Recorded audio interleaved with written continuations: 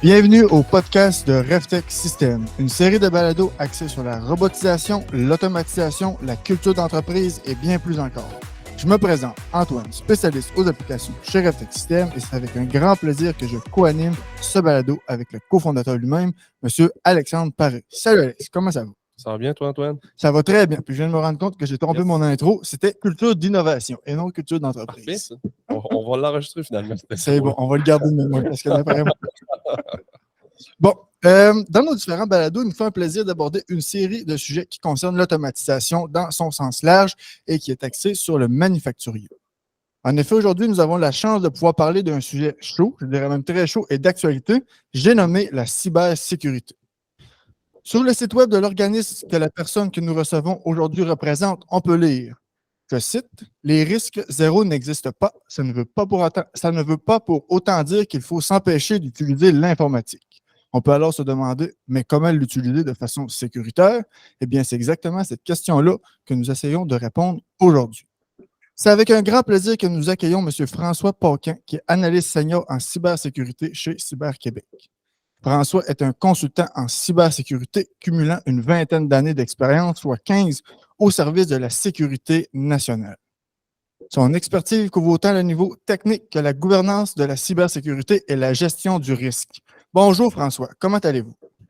Ça va très bien, vous? Ça va très bien, merci. Oui, puis merci François de faire partie, de participer un peu à ce podcast-là aujourd'hui sur la cybersécurité. C'est un plaisir. Et merci à vous de m'avoir invité. Ah, ça fait plaisir, puis convaincu, en fait, je suis certain que c'est un sujet qui va être très intéressant et pertinent pour tous nos auditeurs parce que c'est de quoi qui est de plus en plus à la vogue. Pour commencer, j'aimerais que vous nous décriviez un petit peu qui est Cyberquébec. Bien, certainement. Cyberquébec, c'est un CCTT, donc un centre collégial de transfert de technologie. Il y en a 59 au Québec. Nous, on est le seul qui est spécialisé en cybersécurité. Donc, concrètement, on est un pont entre le milieu académique et l'industrie. On est attaché au cégep de l'Outaouais, mais étant donné qu'on est le seul CCTT en cybersécurité, on travaille avec l'ensemble des PME partout au Québec. Je comprends, merci. Puis vous, François, je vous ai décrit un petit peu en introduction. Pouvez-vous me dire quel est le rôle quotidien comme analyste senior chez Cybersécurité, en cybersécurité chez Cyberquébec, pardonnez-moi? Bien, certainement. Mon rôle, moi, c'est d'accompagner les entreprises. Je suis responsable du volet aide aux entreprises et recherche. Donc, ce qu'on fait, c'est qu'on analyse les besoins en matière de cybersécurité des gens d'entreprise, des PME. Alors, on commence par comprendre le contexte de l'organisation. Tu sais, on regarde un peu c'est quoi l'information puis l'équipement qui sert à générer un revenu, parce que c'est ça qu'on veut protéger en premier. On sait que la raison d'être de toute entreprise, c'est de générer un profit. Puis éventuellement, on regarde ça au niveau business pour commencer. Puis éventuellement, on va descendre au niveau technique, puis on va mettre en place des contrôles de sécurité. Puis on va prioriser les actions à prendre. Donc, il faut étudier pour ça l'environnement de cybermenace, étudier les risques dans l'entreprise. Donc, c'est un peu ça que je fais. Moi, j'accompagne l'entreprise dans à peu près tout ça. On va parler aussi au niveau de formation des employés, de cyberhygiène de base. Voilà. Parfait, ça. Puis, comme Antoine le disait dans l'intro, au niveau de la cybersécurité, c'est un sujet qu'on entend de plus en plus parler. Là, si on recule peut-être d'une dizaine d'années, c'était quand même rare. Là, on n'entendait pas. Qu'on entendait parler aussi fortement.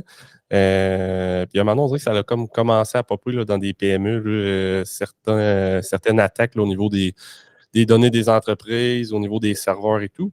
Puis ça devient de plus en plus d'actualité. Puis c'est drôle, là, ce matin, c'était le dernier cours de passe-partout de mon plus jeune. Puis c'est même rendu pour... ils ont comme une nouvelle loi, je pense, au gouvernement. Là, ils ne peuvent plus vraiment partager d'informations aux infirmières et tout. Là, mais même sur les photos de groupe, du groupe de passe-partout, ils ne mettent même pas les noms.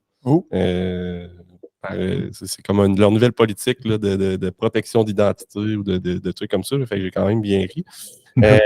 Je sais pas, François, toi, si tu peux nous résumer, là, dans tes propres mots, là, quelqu'un qui est un spécialiste comme toi là, qui baigne dans ça, qu'est-ce que la cybersécurité? Puis un peu comment on peut se protéger de ça ou de qu'est-ce qu'il faut se protéger?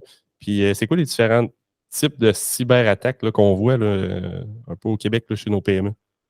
Oui, mais c'est une bonne question. Pardon. Ben, dans un premier temps, la cybersécurité, ça sert à une chose, ça sert à réduire le risque associé à une perte de confidentialité, d'intégrité ou de disponibilité de l'information. Ça se résume pas mal à ça. confidentialité, intégrité, disponibilité, si on regarde ça dans un contexte de cybersécurité, ça peut avoir l'air un peu intimidant, mais c'est des concepts avec lesquels on deal à tous les jours. Là. Je veux dire, la confidentialité, je pense que tout le monde ferme la porte de la salle de bain en allant aux toilettes. La disponibilité, ben, je barre les portes de mon auto le soir parce que je veux qu'elle soit encore disponible demain matin quand je vais en avoir besoin. Et l'intégrité aussi, ben, on a l'habitude de regarder les dates de péremption sur les différents produits qu'on achète, la date d'expiration. C'est la même chose au niveau de l'information. Donc, je veux m'assurer avec la disponibilité que l'information, au moment où j'en ai besoin, elle est là. Que l'intégrité n'a pas été altérée. Donc, l'information telle que je l'ai entreposée, quand je vais la récupérer, ça va être la même qui va être là, elle n'a pas été modifiée. Puis, évidemment, que cette information-là, on en préserve la confidentialité. Donc, il y a seulement les gens qui ont besoin d'avoir accès à l'information qui vont y avoir accès. Il y a de l'information publique, il y a de l'information que je vais regarder un petit peu plus privée, comme par exemple l'information sur, je ne sais pas, l'information pour la paye des employés avec les numéros d'assurance sociale, des choses comme ça. Donc, on va préserver la confidentialité. Fait que la cybersécurité, à la base, c'est ça, c'est relativement simple. Là, maintenant, les enjeux avec la nouvelle loi dont vous parliez, là, justement, avec les photos de groupe et tout, là, ça, c'est la fameuse loi 25. La loi 25, en fait, c'est une loi qui vient modifier un paquet d'autres lois en matière de protection de l'information. Ça modifie principalement la loi sur la protection des renseignements personnels dans le secteur privé, puis la loi sur la protection des renseignements personnels dans le secteur public également. Donc, et là, à ce moment-là, il y a toute la notion de consentement au niveau de la collecte, du traitement des renseignements personnels. Et puis, c'est pour ça qu'il y a beaucoup d'établissements qui vont dire, ben, regarde, on ne prendra plus de photos de groupe parce qu'il faudrait demander le consentement à tout le monde, peut-être, à un moment donné, ça complique les choses. Donc, les gens vont plus court et disent, c'est quoi? On ne collectera pas l'information si elle n'est pas absolument nécessaire. Alors, voilà. En termes de cyberattaque, ben, le vecteur d'attaque principal présentement, je vous dirais, c'est pas mal le hameçonnage. L'hameçonnage, ça l'a explosé avec la COVID. Donc, oui, c'est pour ça qu'on entend de plus en plus parler de cybersécurité, parce que quand les gens travaillaient au bureau, dans un environnement, un réseau de bureaux qui est sécurisé, il y a une équipe TI qui s'occupe de la sécurité des infrastructures, les mises à jour sont faites. Donc, l'employé, il n'a pas vraiment besoin de se soucier de la sécurité de son poste de travail. C'est pris en charge par quelqu'un d'autre. Maintenant que les employés sont en télétravail, parce que là, même si la COVID est finie, le télétravail, ça demeure une réalité pour encore beaucoup de monde, ben là, à ce moment-là, chacun est comme un peu responsable de sa propre cybersécurité. Puis, c'est pas un concept qui est évident pour tout le monde, de mettre les systèmes à jour, de se protéger contre l'ingénierie sociale, ces choses-là. Donc, oui, on a vu une explosion des cyberattaques dans les dernières années. Fait que ce qu'il faut, dans le fond, c'est être vigilant. Hein. C'est pas cliquer sur n'importe quoi. On aura peut-être l'occasion d'en reparler un petit peu plus tard. Puis, il y a souvent rien de facile dans la vie, fait que des fois, faut bien. On lit le courriel, des fois, ça a l'air tentant de cliquer. Ou, c'est quand même effrayant. Il m'a parlé, François. Comment vous avez dit, François, ingéniosité sociale? L'ingénierie sociale. L'ingénierie sociale, c'est d'essayer de tromper quelqu'un en se faisant passer pour quelqu'un d'autre, par exemple. Ou encore essayer de trouver des renseignements sur quelqu'un qui va nous permettre de deviner son mot de passe. Donc, il y a plusieurs méthodes d'ingénierie sociale. Par exemple, bon, on sait que les mots de passe, c'est la principale porte d'entrée pour accéder à l'information. Donc, si je réussis à voler le mot de passe de quelqu'un, je devrais normalement être capable d'accéder à son information. Les mots de passe, ben, ça en prend des solides, ça prend des mots de passe assez robustes qui sont difficiles ou impossibles à deviner par quelqu'un d'autre. Sauf que, malheureusement, il y a encore bien du monde qui vont faire des mots de passe qui sont composés, je ne sais pas, moi, de l'anniversaire de naissance, la date de naissance de leurs enfants ou des choses comme ça, le nom de leur chat, une affaire comme ça. Donc, à ce moment-là, ben, en parcourant les médias sociaux, on peut trouver de l'information sur des gens qui vont nous permettre justement d'essayer de deviner le mot de passe. Même par rapport à ça, il y avait quelque chose de super intéressant, un petit quiz qui circulait sur Facebook récemment où on pose un paquet de questions. Si tu étais un invité royal, pardon, donc si tu étais un invité royal, ce serait quoi ton titre royal? Et pour réussir à calculer le titre royal de l'individu, il posait des questions comme par exemple, quel est le nom de jeune fille de ta mère, sur quelle rue tu as grandi, le nom de ton école primaire, ton meilleur ami d'enfance. C'est toutes des questions de sécurité qu'on retrouve. Exactement. Exactement. Et ça, c'est directement de l'ingénierie sociale, ça. Puis ça me fait penser à une autre question. Là. Vous dire, on a deviné le mot de passe, là, mais récemment, là, on voit le double identificateur, dans le fond. Est-ce que oui. Ça doit faire une bonne différence par rapport à juste deviner le mot de passe. Là. Une fois que ça envoie un texto sur ton téléphone, j'imagine que ça ajoute une couche de sécurité supplémentaire. Non, une grosse, définitivement. Parce que l'authentification à facteurs multiples, ça, pour l'expliquer brièvement, c'est comme si on prend par exemple 3 facteurs d'authentification, on va toujours aller avec quelque chose qu'on connaît, comme un mot de passe, quelque chose qu'on possède, comme un téléphone ou une carte d'identité, et quelque chose, un facteur biométrique, donc quelque chose qu'on est dans le fond. Donc, si par exemple, je me connecte moi, sur mon compte Office 365 avec un mot de passe et j'ai activé l'authentification à facteurs multiples, à ce moment-là, ce que ça fait, c'est que ça m'envoie une demande d'autorisation sur mon téléphone. Mm-hmm. Donc, ce que ça fait concrètement, c'est que j'ai un premier facteur d'authentification qui est mon mot de passe que j'ai entré. Le deuxième facteur d'authentification, c'est que je reçois la notification sur mon téléphone. Donc, il faut que je possède mon téléphone. Donc, si je l'ai entre les mains, ça prouve que c'est moi qui est en possession de ça. Donc, le deuxième facteur est validé. C'est quelque chose que je possède sur mon téléphone. Et après ça, quand on rentre dans l'application, l'authentificateur, que ce soit Microsoft Authenticator ou bien Google Authenticator, peu importe, ben, généralement, il va demander un autre facteur. Comme par exemple, moi, sur mon iPhone, il va prendre un scan de ma face. Okay. Ça peut être une empreinte digitale. Donc, ça, à ce moment-là, ça devient un troisième facteur d'authentification. Okay. Et là, à ce moment-là, ben, c'est sûr que si quelqu'un me vole mon mot de passe, il n'y aura pas plus accès à mes données parce qu'il va falloir aussi qu'il y ait mon téléphone et qu'il y ait ma face. Et ça, c'est un petit peu plus dur à obtenir. Ça commence à être blindé pas mal. Puis, merci beaucoup pour vos réponses. C'est très intéressant. On a divagué un peu. Là, je reviens peut-être à ma question primaire. Vous avez parlé de cybersécurité. Puis, si on veut faire un pont vraiment avec les manufacturiers, seriez-vous capable de nous expliquer comment ça s'applique concrètement, cette cybersécurité-là, aux manufacturiers québécois? Ben oui, certainement. C'est qu'au niveau des manufacturiers québécois, quand on parle de cybersécurité, il faut toujours se demander qu'est-ce que j'ai à protéger. Bon, là, on parlait de confidentialité, intégrité, disponibilité de l'information. C'est quoi l'information que j'ai dans une entreprise manufacturière? Évidemment, je vais avoir des renseignements personnels des employés, je vais avoir des données financières, mais je vais avoir aussi de la propriété intellectuelle, peut-être. Peut-être que j'ai développé un procédé de fabrication qui me rend plus compétitif que mon compétiteur. Ça, à ce moment-là, ben, c'est comme mes petits secrets d'entreprise que je veux garder. Parce que c'est ça qui m'assure que j'ai une longueur d'avance sur mes compétiteurs, puis que je garde mes parts de marché. Ça peut aussi être, quand on parle d'information, ce n'est pas juste l'information qu'on peut taper dans un document Word, là, ça peut aussi être tous les signaux de contrôle dans une usine qui contrôlent les différentes machines-outils. Ça peut être les fichiers de configuration de ces machines-là. Donc, les fichiers de configuration, évidemment, je veux m'assurer que l'intégrité de ça n'est pas altérée. Parce que moi, si je suis un hacker, puis je décide de hacker, par exemple, une entreprise manufacturière pour diminuer sa rentabilité, mais ce que je pourrais faire, c'est juste aller modifier les fichiers de configuration juste pour engendrer des pertes à l'entreprise qui vont être minimes.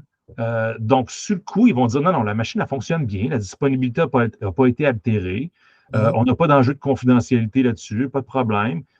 Sauf que, étant donné que j'ai altéré l'intégrité de ces fichiers-là, ben là, tranquillement, pas vite, les machines les génèrent des pertes, donc sont moins performantes. Et puis, ben, avant que je me rende compte de ça, ben, peut-être qu'il peut se passer 1, 2 trimestres avant que je vois vraiment sur mes bilans financiers que, waouh, comment ça qu'on est moins rentable que l'année passée? Puis là, ben, bien souvent, rendu là, il est trop tard. Là, je suis sorti du marché parce que les pertes sont irrécupérables. Donc, dans le secteur industriel, cet enjeu-là d'intégrité de l'information, elle est extrêmement importante. La protection de la confidentialité de la propriété intellectuelle aussi, c'est extrêmement important. Puis, normalement, une cyberattaque contre un système informatique normal, tu sais, je veux dire, moi, si quelqu'un réussit à hacker mon laptop, je ne mourrai pas pour autant. Mais dans une usine, oui, ça peut entraîner des conséquences aussi graves que ben, des accidents, des blessures physiques ou même la mort. Si j'ai une décalibration, par exemple, des systèmes de sécurité qui sont mis en place. Puis, alors, oui. Non, c'est vrai, je suis 100% d'accord. Là, puis c'est souvent ce qui est malheureux, c'est que c'est vraiment quand on le découvre, il est souvent trop tard. C'est ça qu'on se rend compte, nous, avec les gens qui nous parlent d'attaques qu'ils ont eues. Là, c'est souvent, ah bon, ça nous est rendu compte trop tard. Je pense que vous en parliez, François, aussi avant l'enregistrement. Là, vous dites que des fois, un employé pourrait cliquer sur un lien qui est malveillant. Il ne va pas vouloir en parler, fait qu'il va garder ça solo. Puis l'ingénierie sociale va faire en sorte qu'au lieu de déclencher une attaque tout de suite, ils vont attendre quelques mois. Fait qu'ils vont penser, tout le monde va penser que ça s'est en allé de façon magique. Puis après Un trimestre, bang, ça rentre.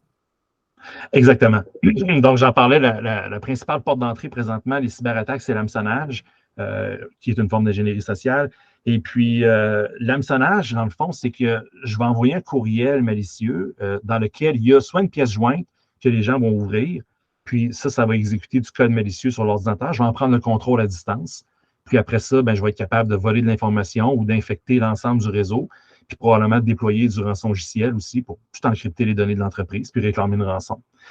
Donc, les gens, quand ils cliquent sur un lien malicieux ou encore ils ouvrent une pièce jointe malicieuse, au moment où ils se rendent compte que, oups, c'était malicieux, soit parce que l'ordinateur se met à se comporter de façon étrange, ou ils arrivent sur un site web et ils se disent, voyons donc, c'est pas le site web de ma banque, pas en tout, ça, je me suis fait avoir. Souvent, le premier réflexe des gens, c'est de dire, je vais regarder ça mort, probablement qu'il ne s'est rien passé, ça ne doit pas être grave. Puis si jamais il s'est passé quelque chose de grave, ils ne sauront pas que ça vient de moi, fait que moi, je ne perdrai pas ma job. Ça, c'est probablement la pire chose à faire. Parce que ce qu'il faut savoir, c'est qu'à partir de l'infection initiale d'un système dans une entreprise, il peut se passer effectivement des semaines, des mois avant que le rançongiciel fasse des ravages puis que tous les systèmes soient encryptés. Parce que généralement, le hacker qui va réussir à rentrer sur un réseau, il va rentrer par le système le plus faible de l'organisation, mais qui n'est pas nécessairement le système le plus intéressant au niveau des dommages qu'il peut causer et de l'information qu'il peut voler. Par contre, rendu là, il va relancer un scan, il va essayer de trouver une machine plus intéressante, puis il va pivoter tranquillement pas vite vers toutes les autres machines du réseau qui contiennent de l'information, jusqu'à être capable de dire, bon, OK, là, j'ai le contrôle pas mal de l'infrastructure, go, j'encrypte tout à matin. Mais il peut se passer de quelques heures à quelques mois avant que ça arrive. Donc, quand on clique sur un lien malicieux, qu'on ouvre une pièce jointe, il ne faut pas tout de suite se dire « Oups, je vais garder ça mort ». Non, c'est là justement qu'il faut en parler. Il faut aviser tout de suite notre équipe TI, donc l'équipe qui s'occupe de l'infrastructure réseau de l'organisation, puis dire « J'ai cliqué sur quelque chose, je pense que je n'aurais pas dû, donc je vous le dis tout de suite avant que ce soit trop tard ». Et eux, généralement, vont être capables de limiter les dommages. Donc, ils vont isoler les systèmes qui ont été compromis, puis ils vont s'assurer que l'infection ne se propagera pas à l'ensemble du réseau. Puis, corrige-moi si je me trompe, François, mais souvent, ce qu'on voit aussi là, chez les manufacturiers, je ne sais pas si le terme est bon, là, mais on parle de. Souvent, les gens, quand on parle de cybersécurité, là, on va s'imaginer une infrastructure où on va dire un coffre-fort dans lequel on ne veut pas rentrer. Mais il y a beaucoup de clients, eux, ce qu'ils font, c'est qu'ils vont l'attaquer par aussi une stratégie de structure de leur information, par une espèce de dévalorisation des données aux endroits qui sont stockés. Donc, mettons, on a certains clients qui vont avoir peut-être une, deux ou trois bases de données ou des données qui vont être stockées à des endroits différents, puis que quelqu'un qui va rentrer dans ces données-là, les données n'auront comme aucune valeur tant et aussi longtemps qu'ils ne seront pas reliés ou à l'autre base de données ou qu'ils n'auront pas accès au calcul. Fait que oui, des fois, ce qu'on voit, c'est que c'est pas uniquement penser à je vais avoir le meilleur coffre-fort du monde pour ne pas qu'on soit rentré, mais aussi de dire de la façon que je vais stocker mes données, que je vais gérer mon information, mes données à l'interne, il y a aussi une bonne part de sécurité là-dedans aussi. Exactement. C'est un super bon point que vous amenez là. Donc, l'objectif, c'est de ne pas mettre toutes nos œufs dans le même panier. Alors, je ne veux pas justement que quelqu'un réussisse à accéder à mon coffre-fort où j'ai toutes mes données les plus critiques pour l'organisation. Je vais essayer de décentraliser ça. Puis, si quelqu'un réussit à avoir accès à un morceau d'information, avec ce morceau d'information-là, il y a peu de choses qu'il peut faire tant qu'il n'a pas accès au reste. Donc, à ce moment-là, ça complexifie les choses. Puis, les hackers, généralement, ils vont chercher, à moins que ce soit une attaque vraiment très, très, très ciblée par un compétiteur ou, je ne sais pas, si on est une entreprise dans le domaine de la défense, puis qu'un pays étranger veut aller chercher nos renseignements, là, c'est différent. Mais la majorité des cyberattaques qu'on voit, les gens cherchent un gain facile. Puis, si ça devient trop difficile d'exploiter l'information, ou ça devient trop difficile d'encrypter l'ensemble du réseau, on va passer à la compagnie suivante, puis ça finit là. Donc, ça prend un niveau de sécurité qui est meilleur que notre compétiteur, dans un sens. Vraiment. Puis, tu sais, souvent, il y a plusieurs articles. Là, je trouve que c'est une belle vulgarisation aussi là, au niveau de la stratégie de comment structurer son information. C'était la confidentialité de la recette de mémoire, c'est Coca-Cola.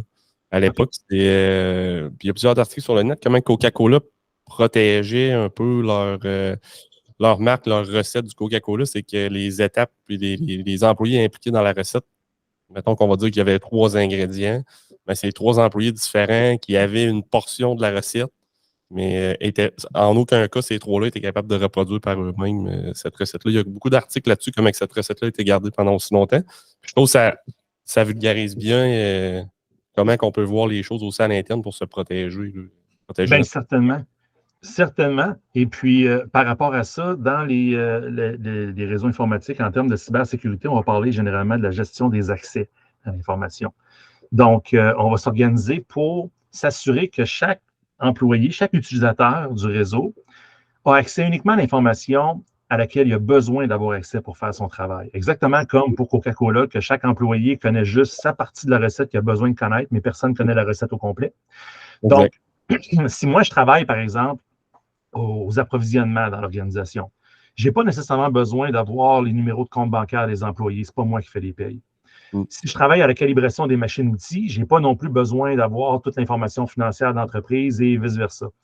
Donc, on va s'assurer de définir des rôles et accorder des accès aux employés en fonction des rôles, en fonction de ce à quoi ils ont besoin d'avoir accès pour faire leur travail dans l'organisation. Comme ça, s'il y a quelqu'un qui son accès est compromis, ben, on va justement limiter les dégâts. Ce ne sera pas l'ensemble d'organisations qui va être compromise. Ça va être beaucoup plus dur pour un hacker de prendre le contrôle de tout puis de déployer du rançon-logiciel. Si le système qui a hacké, ben, l'utilisateur qui était dessus, il n'a pas accès à grand-chose en bout de ligne. Alors que si tout le monde est administrateur sur sa machine, ben là, à ce moment-là, ça devient une partie de plaisir pour le hacker. Là, il vient de prendre le contrôle de tout. Bon. Ben, merci beaucoup, François. Que des bons points et des bonnes réponses. Là. Très intéressant, très intéressant. Je vais peut-être revenir un petit peu en arrière pour vraiment nous concentrer sur votre CCTT en particulier. Avant l'enregistrement, évidemment, là, je suis allé fouiller un petit peu sur le web pour voir qu'est-ce qu'on peut trouver. Puis j'ai vu que sur votre site web, là, vous semblez mettre de l'avant un petit peu le Cyber Range. Peut-être, vous pourriez peut-être nous expliquer là, à quoi consiste là, cette super ordinateur / serveur. Oui, certainement. Pardon. Le Cyber Range, c'est une forme de simulateur, si on veut, mais là, ce n'est pas un simulateur comme un simulateur de vol ou de course avec un volant et tout. Là. Contrairement à ça, notre simulateur, c'est réel. Donc, c'est vraiment des vraies machines qui fonctionnent dessus. Et ça permet de simuler un réseau d'entreprise au complet ou un réseau industriel. Donc, on l'utilise à des fins de recherche ou principalement aussi pour la formation présentement. Donc, c'est beaucoup utilisé pour supporter la formation au niveau collégial, formation technique en informatique, en cybersécurité. Et puis, si on veut, par exemple, tester des protocoles de sécurité dans une entreprise, on peut simuler le réseau complet de l'entreprise sur notre Cyber Range et tester différentes conditions. Donc, qu'est-ce qui arriverait s'il y avait tel type d'attaque? Est-ce qu'on serait capable de bloquer ça? Ça va nous permettre de configurer des contrôles de sécurité puis d'évaluer leur efficacité et leur pertinence aussi. Pour vous donner une idée à peu près de la grosseur du Cyber Range, en termes de puissance de calcul puis de ce qu'on peut émuler là-dessus, ben, on pourrait simuler à peu près l'équivalent de 2000 laptops. Donc, on peut rentrer un réseau d'entreprise au complet sans problème. En fait, on pourrait rentrer plusieurs fois le réseau complet du cégep de l'Outaouais sur notre Cyber Range. Donc, c'est vraiment quelque chose dont on est fier parce que ça nous ouvre énormément de portes pour aider l'industrie. On peut même rajouter, par exemple, ce qu'on appelle en anglais le hardware in the loop, là, donc rajouter des composantes matérielles dans un réseau qui serait simulé sur des plateformes virtuelles. Donc, par exemple, une entreprise qui utiliserait des automates programmables ou des machines-outils quelconques, ben, moindrement que ces machines-là peuvent se connecter sur le réseau, on les connecte sur le réseau du Cyber Range, puis à ce moment-là, ben, les autres composantes informatiques de l'organisation, on les simule sur le Cyber Range, on peut simuler les états vulnérables, des choses comme ça, puis on voit c'est quoi l'impact que ça aurait sur la production industrielle et vice-versa. Si quelqu'un rentre par le réseau industriel, est-ce qu'il pourrait, par exemple, avoir accès aux données confidentielles de l'entreprise? On va pouvoir tester toutes ces conditions-là. Fait que c'est un simulateur, mais vraiment, vraiment très concret. Puis le fait de pouvoir rajouter, comme vous avez dit, des automates programmables ou des machines-outils, ça le rend encore plus concret pour vraiment s'adapter. Ben, en fait, pour représenter le milieu industriel là, qu'on voudrait simuler. Exactement. Puis quand je fouillais aussi une autre page que je suis tombé, là, on parlait d'un genre de serveur de calcul. Serez-vous capable de nous expliquer en quelques mots peut-être? Oui, ben notre serveur de calcul, on l'utilise principalement pour l'intelligence artificielle, comme on a installé récemment un clone de ChatGPT là-dessus pour faire des tests à l'interne. Oh. Donc, au lieu d'envoyer des requêtes sur Internet, ben, on a directement notre module ChatGPT qui répond à nos requêtes. On peut l'utiliser aussi pour tester, par exemple, du chiffrement des données, faire des tests d'encryption. Donc, si, par exemple, il y a une entreprise qui a mis en place un mode d'encryption pour ses données, on peut essayer de le briser sur notre serveur de calcul. Et puis, si on arrive à ce moment-là à briser l'encryption, ben, c'est probablement parce que c'est un peu trop faible et puis on devra apporter des correctifs. Donc, ce qu'on fait, nous autres, c'est qu'on teste si la sécurité est suffisante avant que quelqu'un d'autre réussisse à hacker le système. Et on utilise le serveur de calcul pour ça. Oh, super, très intéressant. Puis, fait que là, on a parlé de CyberRange, on a parlé de serveurs de calcul. Si on parle, mettons, d'une entreprise XYZ, une petite PME, disons, du Québec, qui produit un autre produit qui s'appelle XYZ pour être très originel, à quoi elle pourrait servir le CyberRange concrètement, là, ou le serveur de calcul pour elle? Ben, dans un premier temps, on peut l'utiliser pour tester les configurations de l'entreprise. On peut l'utiliser pour tester différents scénarios, des scénarios d'attaque.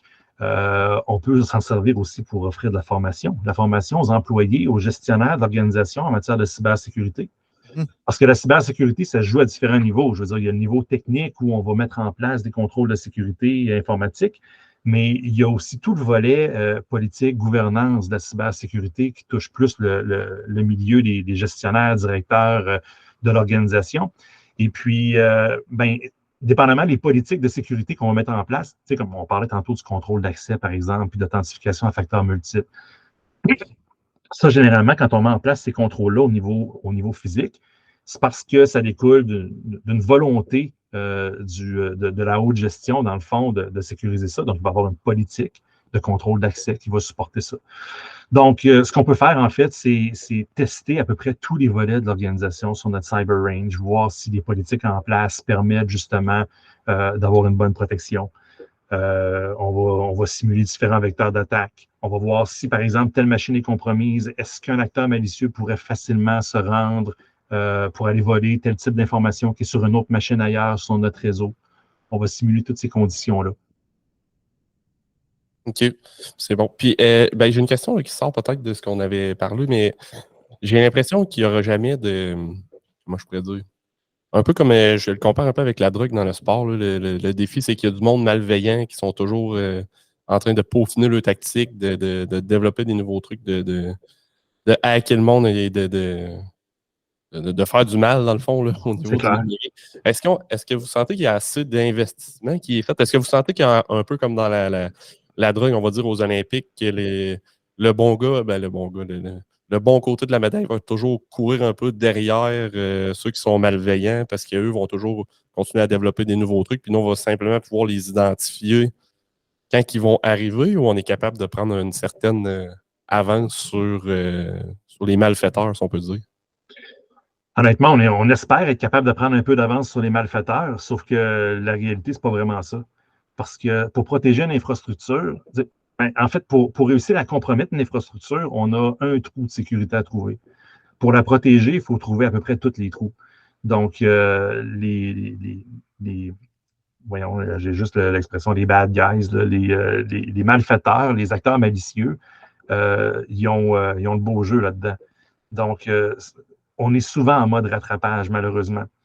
Donc, ce qu'on fait pour être proactif, c'est qu'on va utiliser l'information qui provient des rapports d'incidents de d'autres organisations. Fait qu'on va regarder, par exemple, du renseignement sur les cybermenaces, ce qu'on appelle en anglais le threat intelligence. Donc, c'est du renseignement sur des cybermenaces, des incidents qui ont eu lieu ailleurs. On va regarder les rapports de vulnérabilité qui sont produits aussi par les différents vendeurs de solutions logicielles. Par exemple, je ne sais pas si dans mon organisation, j'utilise des machines-outils d'une telle marque, que je vais aller voir sur le site du fabricant ou encore sur des sites comme le National Vulnerability Database, le NVD, s'il y a des vulnérabilités publiques concernant cette technologie-là, puis je vais essayer de les patcher le plus rapidement possible dès qu'un correctif logiciel est disponible. Ça, c'est une chose. Mettre à jour nos logiciels, c'est probablement la meilleure façon de contrer les cyberattaques. Si tous mes systèmes sont à jour, si je n'ai pas de vulnérabilité publique sur mes systèmes, ça va être beaucoup plus difficile à compromettre.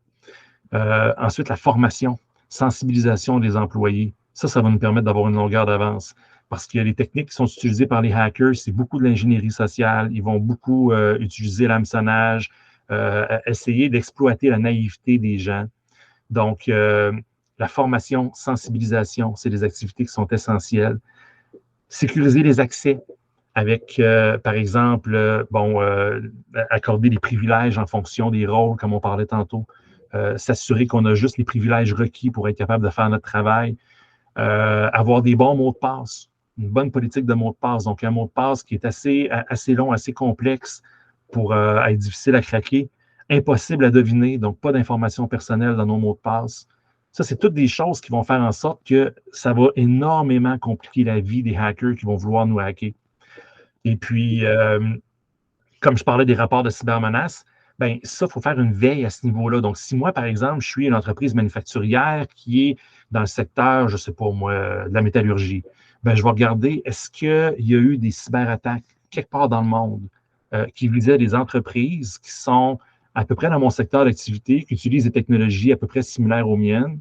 Puis, si oui, bien là, on va essayer d'apprendre de l'expérience malheureuse des autres pour sécuriser nos réseaux. Ça, il existe beaucoup d'entreprises qui offrent de l'information comme ça. Il y a beaucoup d'informations sur les cybermenaces qui est disponible gratuitement en ligne aussi. François, très, très, très intéressant tout ce que vous venez de dire. Je conclurai peut-être en disant, premièrement, merci beaucoup François pour votre... c'est phénoménal, là, tout ce que vous venez de dire. En fait, ça fait un grand tour d'horizon pour tout le sujet qui est autant d'actualité. Puis comment vous avez réussi à vraiment l'intégrer concrètement, comment que les manufacturiers québécois vont pouvoir écouter ça puis l'appliquer vraiment à leur entreprise. Fait que je tenais peut-être à vous remercier pour votre temps, les informations de qualité que vous venez de partager avec nous et tous nos auditeurs. Je tiens à rappeler aux auditeurs qui peuvent nous rejoindre au podcast @revtechsys.com. Ça, c'est podcast @revtechsys.com pour toutes questions, commentaires et suggestions. Et sur cela, je dis merci François, Merci Alex, beaucoup, François. aux auditeurs et à bientôt. Ça en fait plaisir. Merci à vous. Bonne journée.